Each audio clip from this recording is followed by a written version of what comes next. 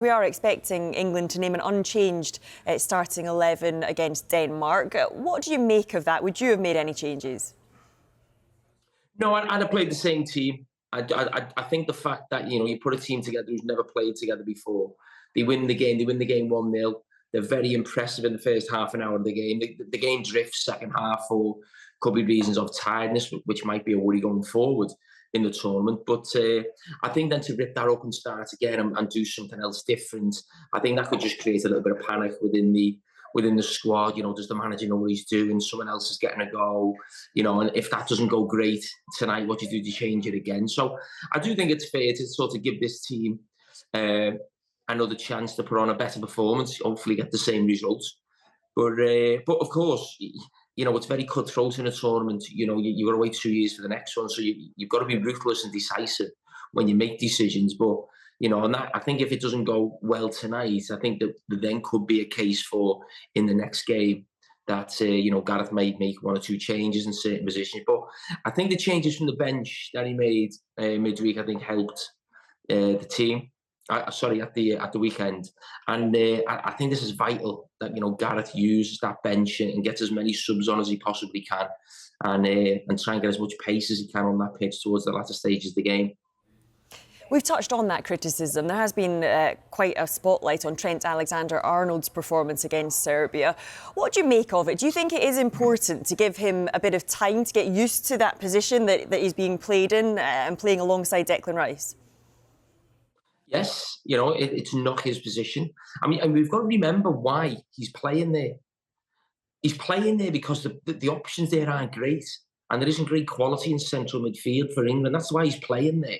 It's not just a case of, let's just try a fullback in midfield. It's because he's got passing ability, which is world class. That is of no doubt. And England are short in central midfield now. The other players that they've got in midfield are good players. Conor Gallagher, I'm a big fan of as a Premier League player. But when you're talking about the highest level of international football, there's obviously still a question mark there. Mainu, I think, will go on to become that and has shown signs of that this season, but he's still a very young player. And at some stage, he may come into the team and replace Trent in there. I don't expect Trent to play central midfield every minute of every game, and if England gets sort of the semi-final or the final. But I think some of the criticism is coming from people who didn't want him in there in the first place, because he didn't have a bad game. He can play better. He played 2 or 3 fantastic passes, as he does, and we saw the quality in the first half. But then England didn't have as much of the ball second half, and it was doing more defending. So that's not going to be the strength of Trent Alexander-Arnold. So if England are dominant and on the ball, and they've got runners in behind, I think you'll see the best of Trent on the ball. But we do have problems in central midfield, and that's why Garrett's put him in there. And for me, it's worth the risk and it's worth looking at, because, as I said, he's got world class ability on the ball. And what about Phil Foden then? Because we know what he does for Manchester City. We know what he can do as a footballer. How do England get the best out of Foden? It's not always about how England get the best out of Foden. Foden's got to get the best out of himself as well. And he didn't have a bad game. He just wasn't amazing. And the position he's playing, I'm sick of hearing people talking about him playing in the number 10. He doesn't play number 10 for Man City. Kevin De Bruyne plays number 10. So Phil Foden either plays on the left or he plays on the right, and he tucks in. And he did well. He did okay at the game. And defensively, I know Garrett's mentioned how far he run and the work he did for the team, but we can't expect him to be amazing every single game the way he was for Manchester City. And I also go back to England's, I think there was a game against Belgium in March internationals where him and Bellingham dovetailed brilliantly, and Foden played on the left. He'd come inside, and if you look at a lot of the passages of the game, Phil Foden's almost got a free roll with the ball. He's not just tucking in on the left. Sometimes he's on the other side of the pitch. Obviously, if we had a Monday Night Football, we could really show these type of things and these clips. But what doesn't help is obviously Kieran Trippier playing at left back, who I think played really well. But he's right-footed. When you've got a left-footed player, they provide that width down the side, because it felt like everything was coming down the right side through Saka. So there was nothing really coming down that left side. So, no, I've got no qualms about Phil Foden. He's a fantastic player. But, if it continues how it's going, we keep mentioning Trent, or we mention Phil Foden, eventually, if they don't put in a man of the match performance or an 8 out of 10, if you like, there will be talk of someone else coming in, and there's no problem with that. That can happen, and that might benefit the team going further down the line. But right now, I think it's right to keep exactly the same team. Some question marks over Harry Kane's fitness. He had just the 2 touches in the first half against Serbia. Do you think that was down to Harry Kane or down to the system that he's playing in? It was down to the system. And I done a newspaper column on that afterwards, because no matter who you are as the manager, you can't have everything you want, really. So, because it's not a club game, it's an international game. So you're trying to get the best players together, and not everything suits each other. And Harry Kane likes to drop in, get on the ball, get on the half turn, make wonderful passes. And to get the best out of Harry Kane, he needs real pace around him. And there's not much. No, there is pace around him, but a lot of the players want to come to receive the ball to feet. In an ideal world, Harry Kane would have 2 wingers. So you'd have sort of Saka on one side and Anthony Gordon on the other.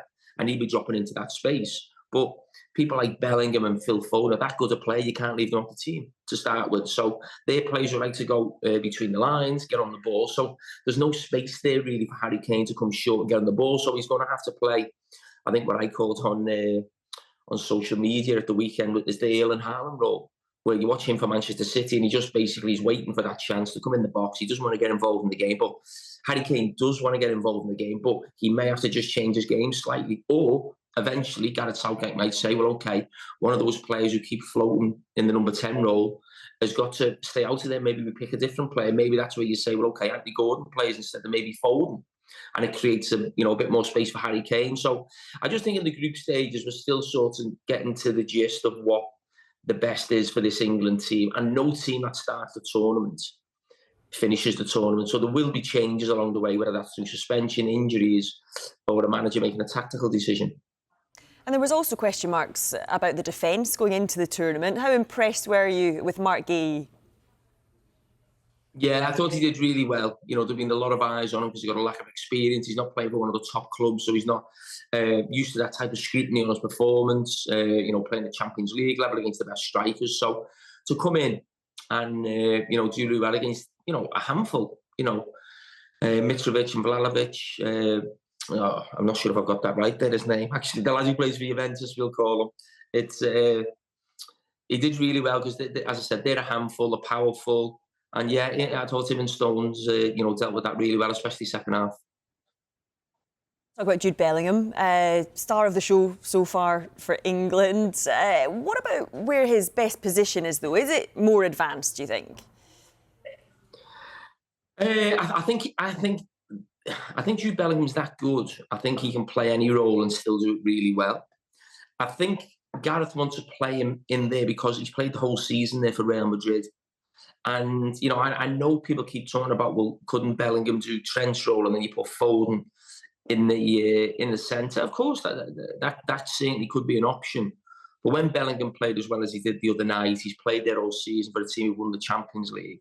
I think it would be daft to sort of not keep him in that role. And then he goes and gets the goal. He's the man of the match. So I think that's maybe something to look maybe after the tournament and maybe in the future of Jude Bellingham, because, as I said, he's an all-round midfield player, can do virtually anything. But no, I think it'd be very difficult to move him from that position right now.